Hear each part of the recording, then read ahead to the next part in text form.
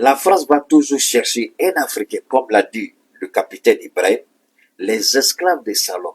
Oufoué, le ministre délégué était un esclave de salon. Oufoué, je le dis, Oufoué, le ministre délégué, était un esclave de salon.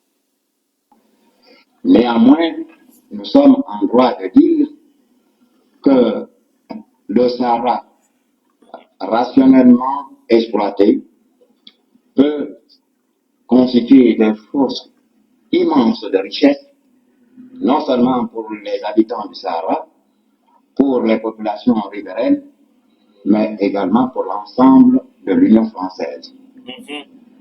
Ce qu'il faut retenir surtout, c'est la source de pétrole, la source énergétique, si capitale à l'indépendance politique de la France et partant de l'ensemble franco-africain. Nous voulons en effet, par l'exploitation des richesses pétrolières, rendre à la France et à l'ensemble de l'Union française leur indépendance vis-à-vis de l'étranger en matière énergétique. C'est un facteur très important dont il faut tenir compte quand on pense, quand on songe à la mise en valeur des régions sahariennes. Merci, Monsieur le Ministre. Ce qui est en jeu aujourd'hui. Alors, ici, vous avez bien compris, Oufoué dit il faut faire en sorte de donner à la France cette indépendance énergétique en termes de gaz, en termes de pétrole. Alors, il est intéressant, véritablement intéressant, de comprendre ce qui se joue. Nous sommes maintenant en mesure, je le dis nous, dans le Sahel, en mesure de dire que la guerre qui nous est imposée à travers le terrorisme, à travers cette histoire de rébellion du Nord. Alors vous commencez à comprendre cette histoire de l'Azawa, comment la France envisageait. D'abord, dans un premier temps, on permet au Mali de croire que le Mali est indépendant. Et quelques années après, on va susciter une rébellion, puisque le Mali est un territoire vaste, on va susciter une rébellion. Et cette rébellion-là, on va lui donner les moyens pour imposer la scission du pays en deux. Donc, le Sahara, à partir du bassin des Taoudéni, vous connaissez, Gao, Tombouctou, Kidal, tout ça, donc on va couper cette partie du nord et dire que vous avez ça. Voilà un peu cette histoire. Alors, c'est pourquoi cette histoire de rébellion du nord, pour comprendre les origines, voilà une des raisons. C'est depuis cette époque-là. Et les propos d'Oufoué et du général de Gaulle sont des propos qui ont motivé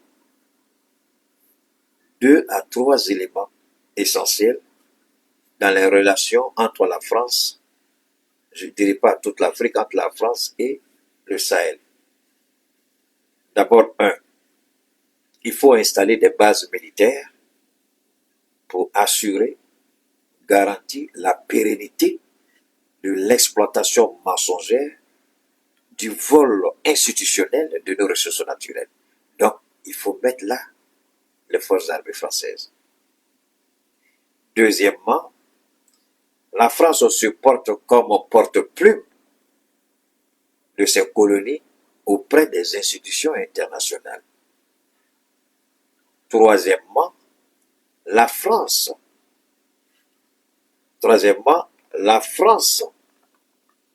je répète, troisièmement, la France instaure une monnaie coloniale pour nous dominer, pour nous manipuler, parce que c'est avec cette monnaie coloniale que la France, semble-t-il, garantit cette monnaie auprès des institutions, auprès des pays.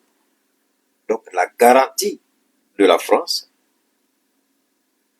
va avec la volonté de la France de pouvoir nous accorder des prêts ou pas. On l'a vu aujourd'hui avec la Banque mondiale et le Mali, tout ça, là. Alors, vous commencez à comprendre mieux. Donc, le général de Gaulle dit, il faut qu'on ait une présence militaire, il faut qu'on maîtrise la communication. Peut-être que cet élément vous a échappé, mais il dit, il faut qu'on maîtrise la communication. Alors,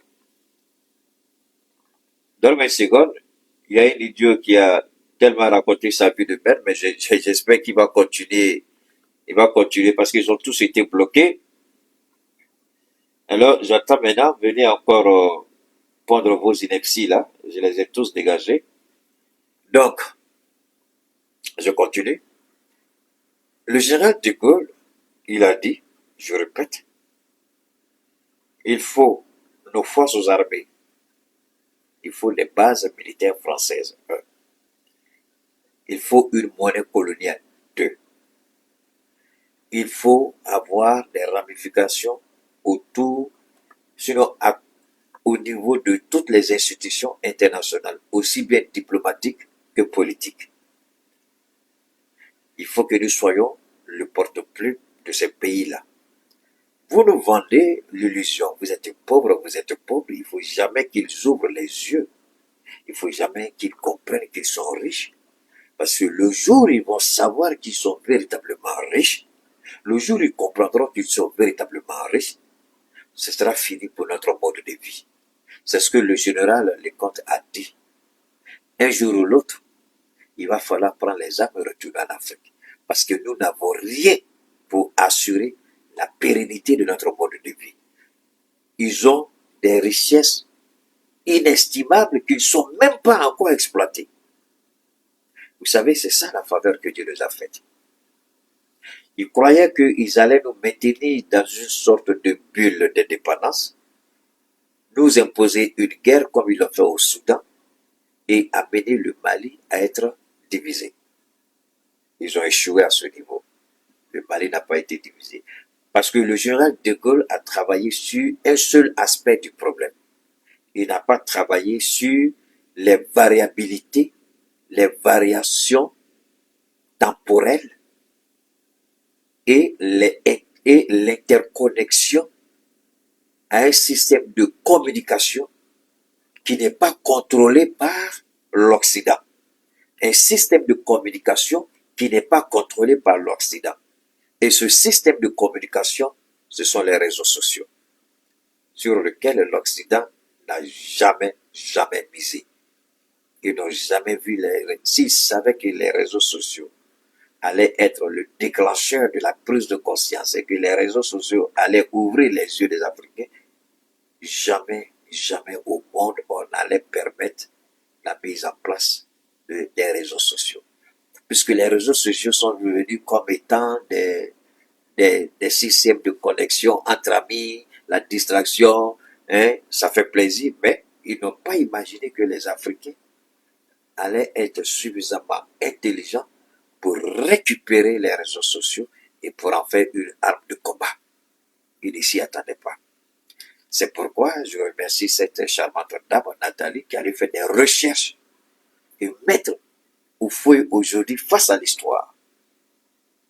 De la manière elle a fait les recherches pour mettre au feu aujourd'hui face à l'histoire, c'est de cette manière que dans 50 ans, 100 ans, peut-être 200 ans, d'autres iront chercher les vidéos de Cheikh Oumar Keïta et dire, attention, il y a 100 ans, il y a 200 ans, voilà telle ou telle personne qui se battait pour ça. Et aujourd'hui, notre mode de vie, cette opulence, cette richesse que nous avons, c'est grâce à ces hommes-là qui étaient sur les réseaux, ces femmes-là. Nous leur devons reconnaissance éternelle. C'est ça le sens de notre combat. Ce n'est pas des médiocres, des petits idiots. Ils ont pris leur temps pour écrire des inepties, m'ont attaqué, croyant me déstabiliser. Mais je les ai tous bloqués. Alors, quand vous bloquez quelqu'un, le système prend un temps pour que ça soit effectif, pardon. Donc, vous avez pu voir des messages par un moment. Est-ce que vous les voyez encore? Ceux qui étaient sur YouTube, là, est-ce que vous les voyez encore? Vous ne les voyez plus. Je les ai bloqués. J'ai pris le temps. plus. Pendant que je vous parlais, vous les voyez s'exciter, il ne peut pas. Ils n'ont qu'à sortir maintenant pour écrire, il ne peut pas. S'ils sont garçons, ils n'ont qu'à sortir. Ils vont utiliser quoi? C'est eux là qui peuvent me battre sur les réseaux.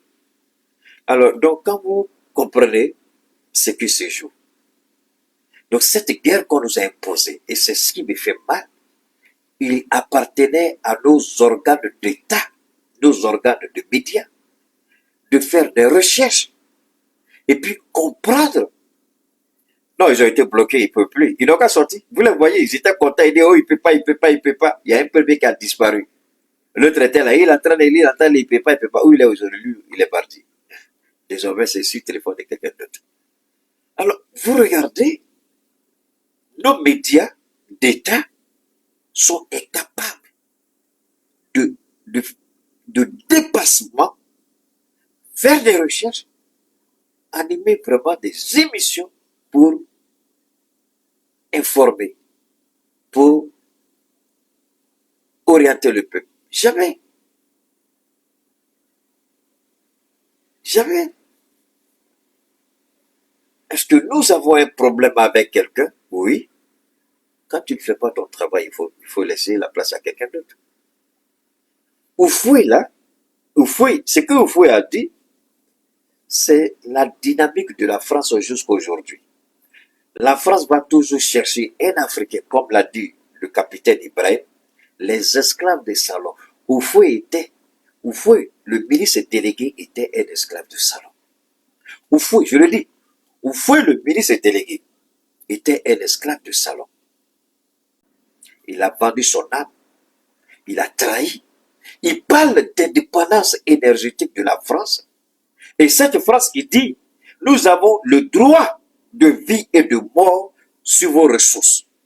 Houphouët dit oui, il faut cela. Houphouët nous a trahis. Houphouët a trahi. J'espère que son âme, là où il est, peut-être qu'il est en train de demander pardon au Sahel, au Sahara. Houphouët nous a trahis. Je le répète, il nous a trahis. Mais malheureusement,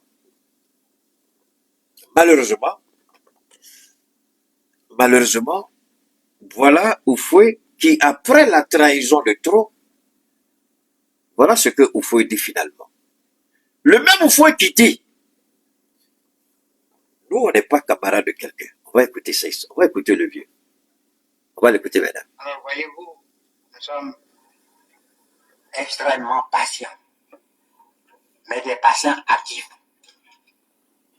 Mais que s'est-il passé entre le ministre délégué à l'Élysée et le président Houphouët?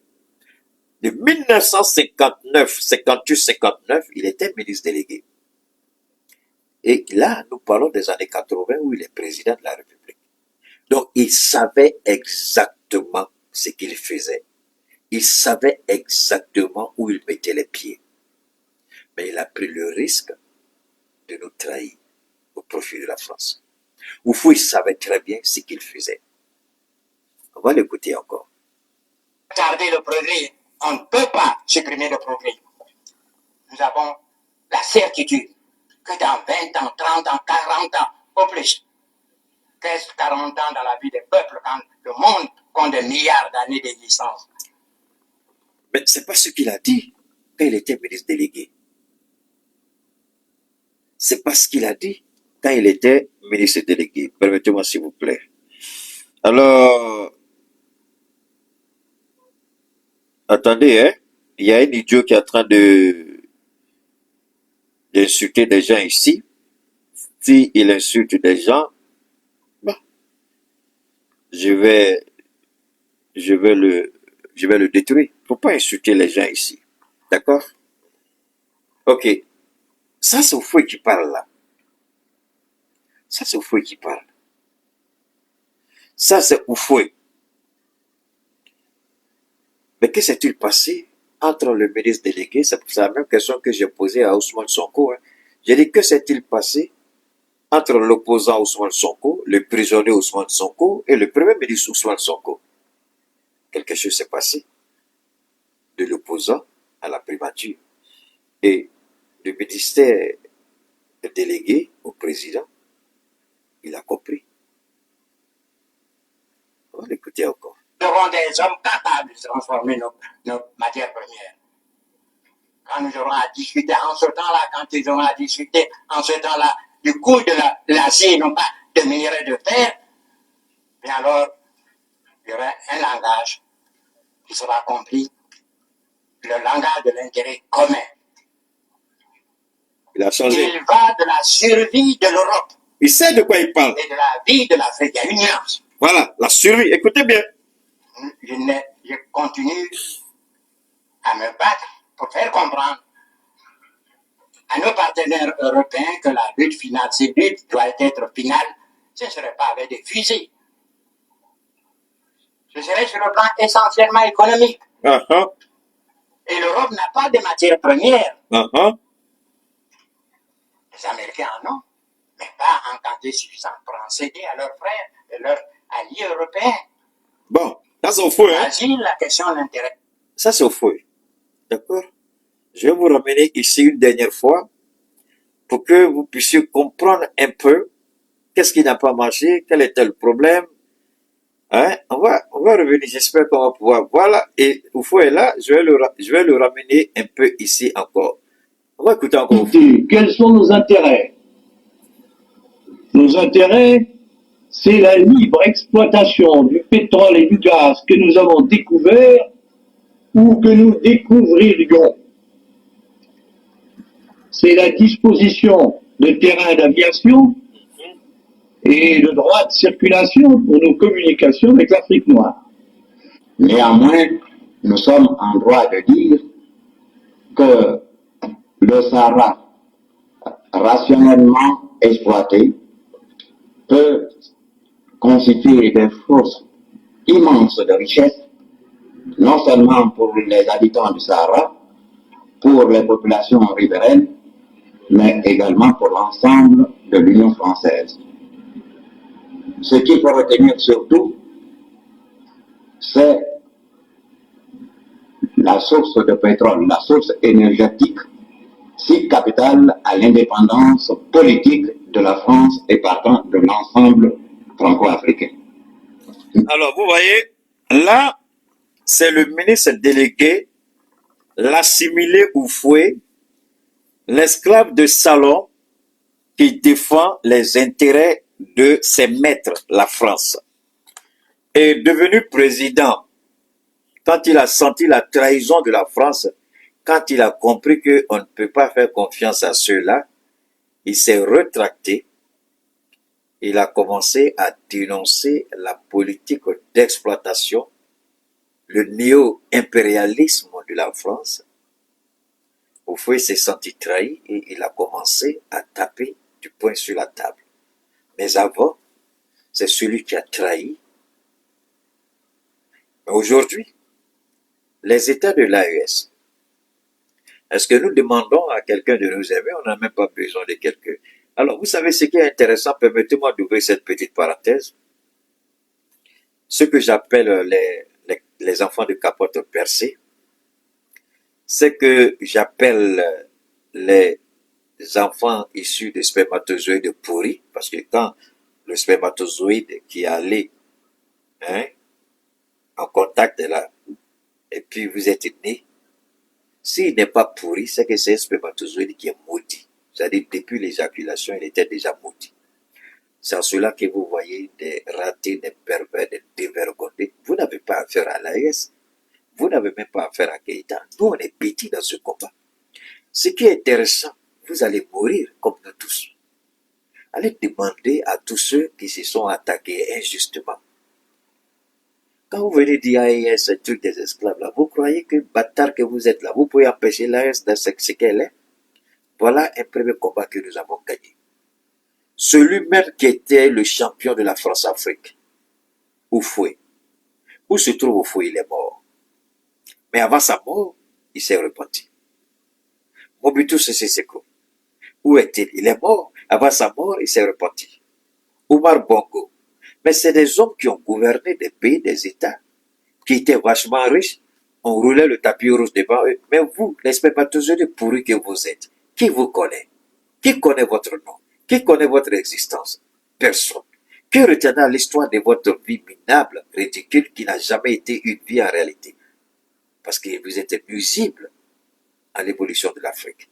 Qui vous connaît? Personne. Alors, voilà un champion, un as.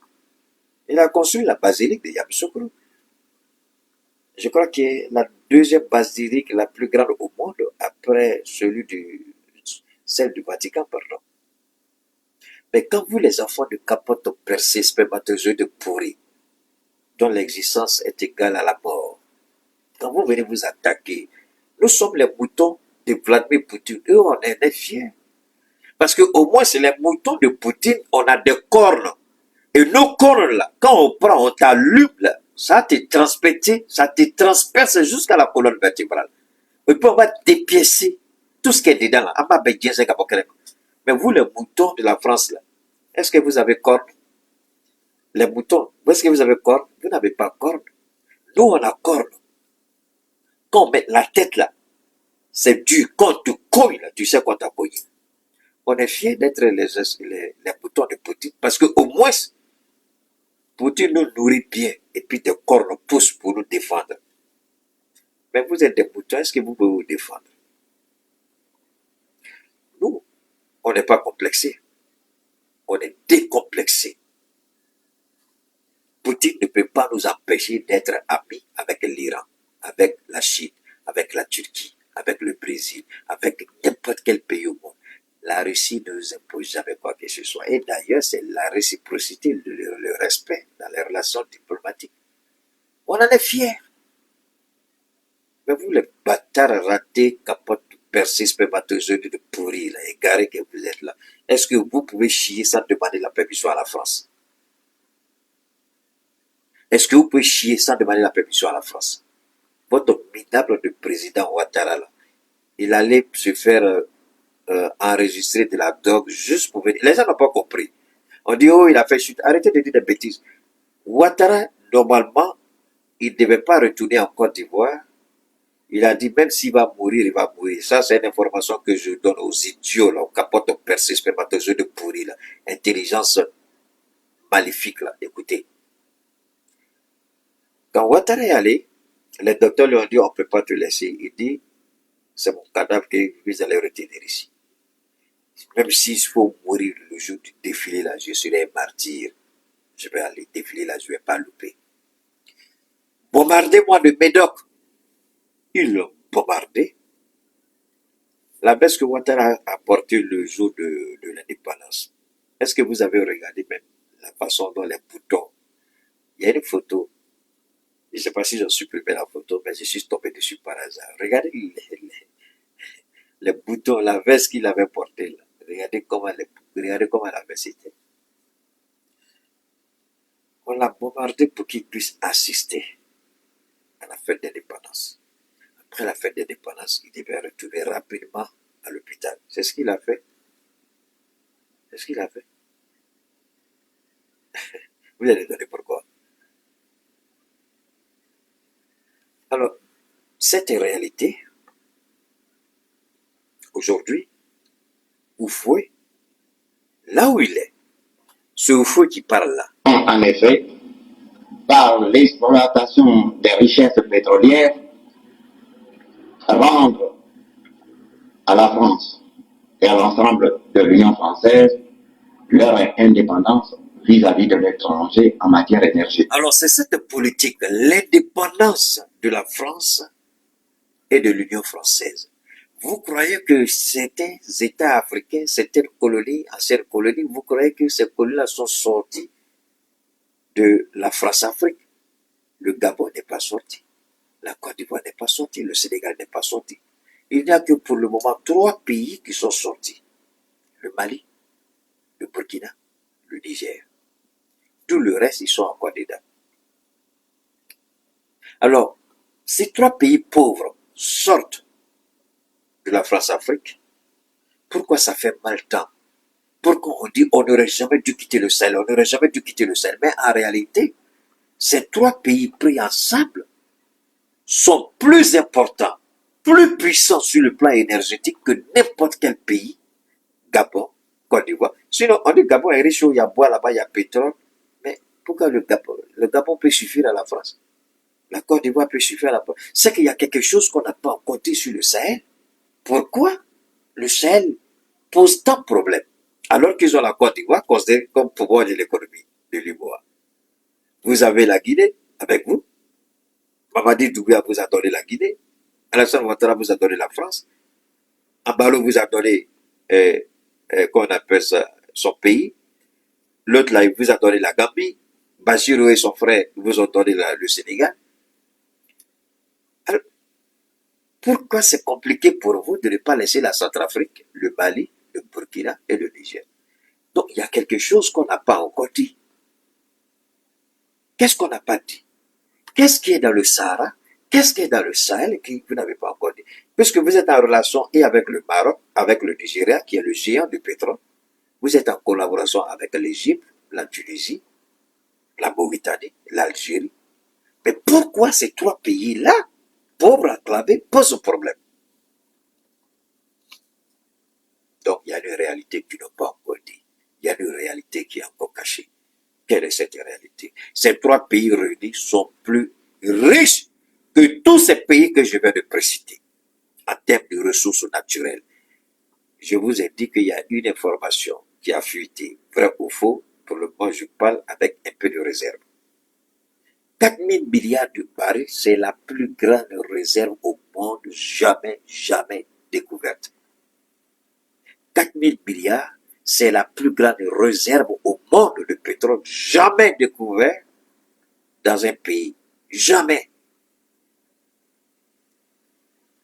Alors vous croyez que ça là, les gens sont prêts à laisser. Mais c'est pourquoi Assimi a dit, on va faire la guerre.